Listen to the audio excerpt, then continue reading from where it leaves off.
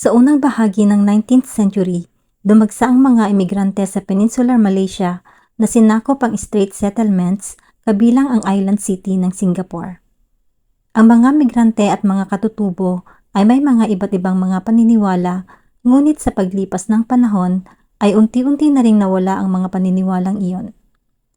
Ang karamihan ay naniniwala sa mga espiritu na naninirahan sa mga gubat at sa mga Diyos at mga diablo na umaaligid sa paligid na may kakayahang gumawa ng kabutihan at kasamaan. May ilang mga tao ang nagsasabi na kaya nilang makipag-usap sa mga kakaibang mga nilalang sa pamamagitan ng mga ritual kung saan sila ay sumasayaw at umaawit. Ang mga spirit medium na kung tawagin ay tangkis at bomos ay iniimbitahan ang mga nilalang na ito na pumasok sa kanilang mga katawan para magbigay ng mga karunungan, pagpapala at pati na rin sumpa sa mga naniniwala sa kanila. Sa paglipas ng panahon at sa paglawak ng mga lungsod, ang mga kagubatan ay napalitan ng mga konkretong istruktura at ang mga kasanayan ng mga medium ay mas lumalim pa sa komunidad. Noong 1980, 75% ng mga residente sa Singapore ay nakatira sa mga public housing at ang gobyerno ay nagpatayo rin ng mga matataas na gusali at isa na nga rito ang Toa Payoh District. Bagamat napakaraming tao ang nakatira sa bawat block, ang mga residente ay pinipili at pinapahalagahan ang kanilang privacy at kung maaari ay ayaw nilang pansinin ang mga nangyayari sa paligid ng kanilang mga tahanan. Sa mga panahong ito ay isang mapayapang lipunan ang Singapore. Ang low crime rate ng bansa ay dala ng kanilang mahigpit na batas at sa mahigpit na pagpapatupad ng mga ito. Ito rin ay nagbigay sa mga mamamayan ng pakiramdam ng seguridad.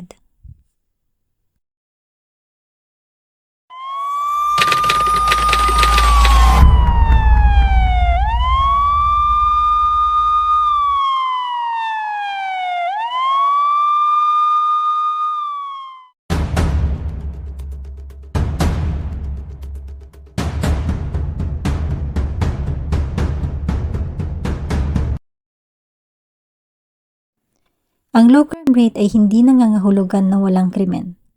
Noong 1981, 3 Singaporeans ang nakagawa ng krimen na sobrang ikinagulat ng mga mamamayan ng bansa. Ang Toa Payoh ritual murders ay naganap sa Singapore noong 1981.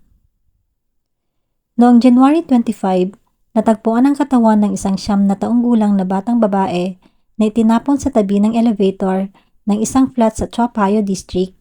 At pagkalipas ng 2 linggo, isa namang 10 taong gulang na batang lalaki ang natagpuang ding walang buhay na nakita malapit kung saan natagpuan ang katawan ng unang biktima. Sinasabing ang mga bata ay pinaslang bilang mga sakripisyo sa Hindu goddess na si Kali. Ang utak sa mga krimen na ito ay si Adrian Lim, isang self-styled medium na nanilin lang ng maraming mga kababaihan sa paniniwalang mayroon siyang supernatural power. Ang kanyang mga biktima ay nag-aalok ng pera at pumapayag na ibigay ang kanilang mga sarili sa kanya kapalit ng pagpapagaling, kagandahan at magandang kapalaran. 2 sa mga babaeng ito ay naging tapat niyang assistant. Si Catherine Tan na pinakasalan niya at si Ho Ka Hong na naging isa sa kanyang mga banal na asawa.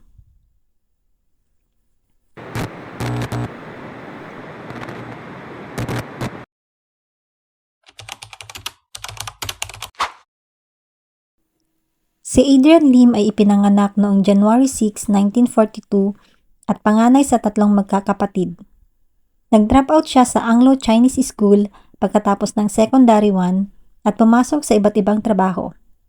Mula sa isang informer para sa Internal Security Department hanggang sa isang bill collector. Noong April 1967, pinakasalan niya ang kanyang childhood sweetheart kung saan nagkaroon sila ng 2 anak. Siya at ang kanyang pamilya ay nanirahan sa mga rented room hanggang sa nakabili siya ng bahay noong 1970 sa 7th floor unit ng Block 12 Toa Payoh. Gumugol siya ng 14 na taon sa isang broadcasting company at noong 1973, nagumpisa siyang mag-aral ng mga spell. Natapos niyang matutunan ang Malay at Thai spell mula sa isang bomo na nagngangalang Uncle Willie, ay huminto na siya sa trabaho para maging self-proclaimed medium na sinasabing may kapangyarihan siyang magpagaling. Siya ay nagsasalita ng iba't ibang mga wika kapag siya ay sinasapian, at hinihikayat din niya ang mga babae na tumabi sa kanya upang linisin ang kasamaan sa kanila. Ayon sa kanyang doktor, nagpunta si Adrian sa kanyang klinika ng hindi bababa sa 40 beses para magpaturok ng hormone upang madagdagan ang kanyang sexual potency. Sinabi ni Adrian sa mga pulis na karamihan sa kanyang mga kakayahan tulad ng pagbabasa ng kapalaran ay hindi totoo at ginagawa lamang niya ito para ibigay ng mga babae ang kanilang mga sarili sa kanya dahil naniniwala siyang ito ay magpapahaba ng kanyang buhay.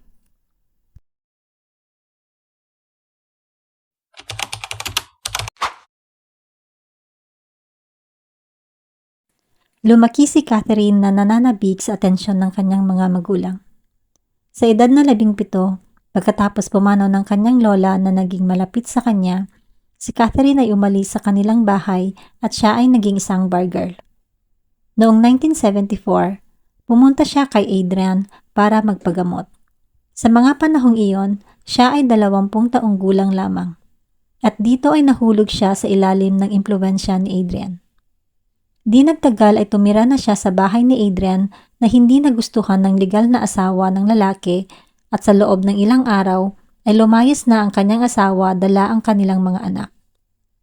Sa harap ng altar ng mga Chinese at Indian deities, si Adrian ay ginawa si Catherine na kanyang holy wife. Opisyal silang ikinasal noong 1977 pagkatapos ng divorce ni Adrian. Sa kanilang pagsasama ay laging sinasaktan ni Adrian si Catherine at kinumbinsi rin niya si Catherine na magtrabaho bilang striptease performer.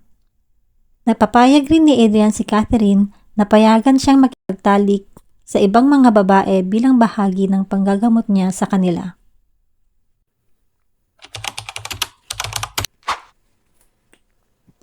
Noong 1979, dinala siya ng kanyang sariling ina kay Adrian para magpagamot.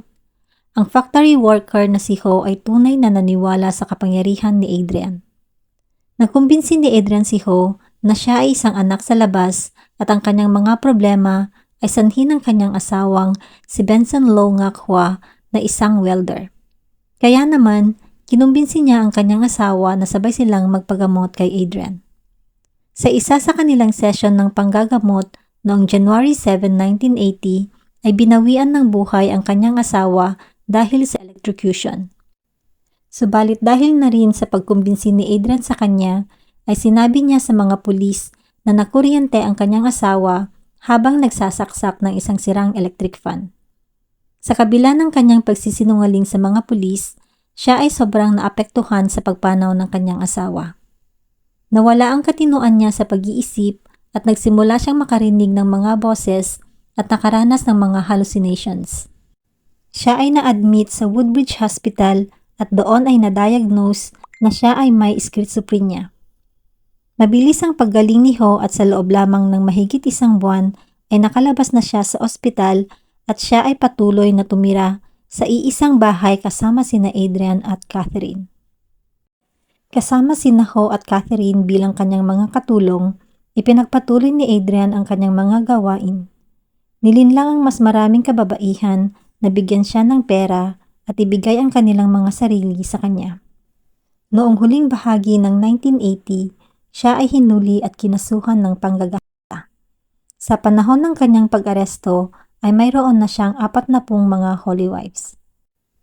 Ang nag-akusa sa kanya ay si Lucy Lau, isang door-to-door cosmetic sales girl na nakilala ni Adrian noong nagpo-promote siya ng mga beauty products kay Catherine. Dahil sa piyansa ay hinikayat ni Adrian si Ho na magsinungaling sa mga pulis para sabihin na wala siyang nakitang krimen.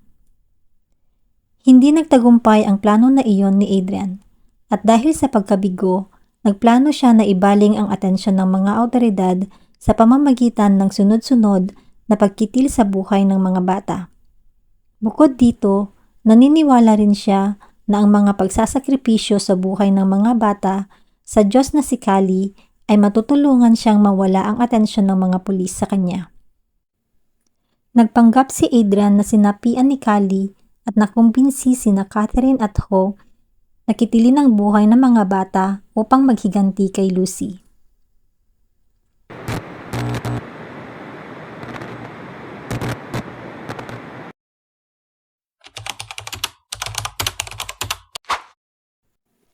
Ang unang biktima ay ang 9 na taong gulang na si Agnes Nang. Ang batang si Agnes ay nag-aaral sa Holy Innocents Chinese Girls School. Siya ang bunso sa 9 na magkakapatid. Huli siyang nakitang buhay ng kanyang kapatid na si Pauline at isang kaibigan sa Church of Rise and Christ sa Toa Payoh noong mga alas 4 ng hapon noong January 24, 1981. Siya ay nilapitan ng isang babae habang hinihintay niya na matapos ang klase ng kanyang kapatid para umuwi sila na magkasama. Natagpuan ang kanyang katawan na nakasilid sa isang brown na vinyl bag noong January 25, 1981 ng bandang alas 2:20 ng madaling araw malapit sa isang hagdan sa Block 11 Toa Payoh. Siya ay natuklasan ng isang 25 taong gulang na karpintero sa ground floor ng Block 11 Toa Payoh Lorong 7 habang siya ay pauwi ng bahay. Siya ay pinagsamantalahan at siya ay nalagutan ng hininga tila sa pamamagitan ng pagtakip sa kanyang ilong at bibig gamit ang kamay. Sa panahon ng paglilitis, sinabi ng isang forensic expert na inabot ng 10 minuto bago nalagutan ng hininga ang kawawang bata.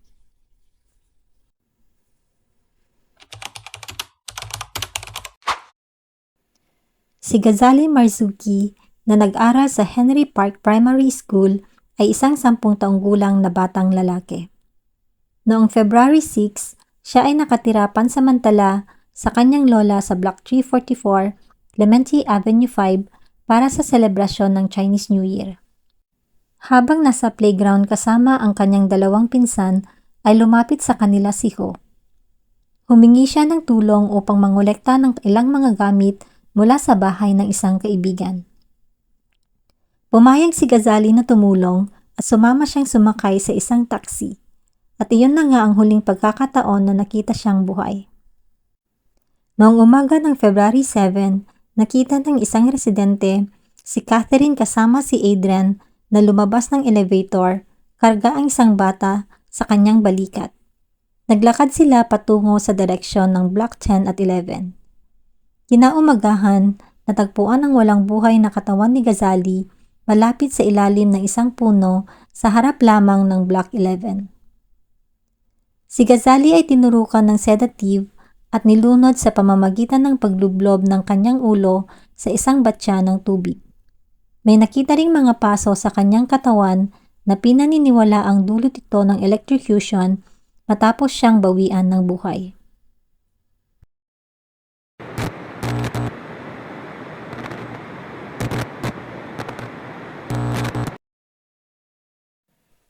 Sa pag-iimbestiga sa lugar kung saan natagpuan si Ghazali, dinala ang mga pulis sa elevator sa Block 12 kung saan nakita ng isang residente si Catherine kasama ang isang batang lalaki. May nakitang mga bahid ng dugo sa vicinity kaya nagpasya ang mga pulis na mag-imbestiga pa sa mas mataas na palapag ng gusali. Mas marami pang mantsa ng dugo ang nakita sa pagitan ng ika-5 at ika-6 na palapag na hagdanan at ng hagdanan na patungo sa ika-7 palapag. Nagpasya ang mga pulis na suriin ang mga unit sa ika-7 palapag at ang una ay kay Adrian Lim. Pumayag si Adrian na mag-search ang mga pulis sa kanyang bahay. Napakagulo ng bahay at sa kusina ay may nakita ang mga pulis na tila bahid ng dugo sa sahig kaya naman tumawag pa sila ng mas marami pang mga pulis para magsagawa ng mas masusing paghahanap. Nagdiskubre ang isang pares ng tsinelas, shorts at panyo na pag-aari ni Adrian at ang lahat ng mga ito ay may mga mantsa ng dugo. Isang blouse din na may bahid ng dugo na pag-aari ni Ho ang natagpuan sa isang balde. Nasamsam rin ang isang syringe na may dugo na pinaniniwalaang dugo ni Ghazali. Ang mga hibla ng buhok na tila kay Ghazali ay natagpuan sa ilalim ng carpet at sa ilalim ng sofa. Sina Adrian, Catherine at Ho ay inaresto at kinabukasan sila ay kinasuhan ng murder. Sa mga araw ng paglilitis, maraming tao ang nagtipon sa labas ng korte at ang mga paglilitis ay mahigpit na sinubaybayan at iniulat ng media. Noong May 25, 1983, hinatulan ng kamatayan ang tatlong akusado. Tinanggap ni Adrian ang hatol habang sina Catherine at Ho ay parehong umapela at ang ibinigay na dahilan ay ang pagkakaroon nila ng sakit sa pag-iisip. Noong August 1986, ang kanilang apela ay ibinasura at ang mga karagdagang apela sa Privy Council ng London ay hindi nagtagumpay. At ang awa mula kay Pangulong Wee Kim Wee ay tinanggihan din. Noong November 25, 1988, binigay sina Adrian Lim, Catherine Tan at Ho Ka Hong sa Changi Prison at ang kanilang mga labi ay nakremate sa Mount Vernon Crematorium.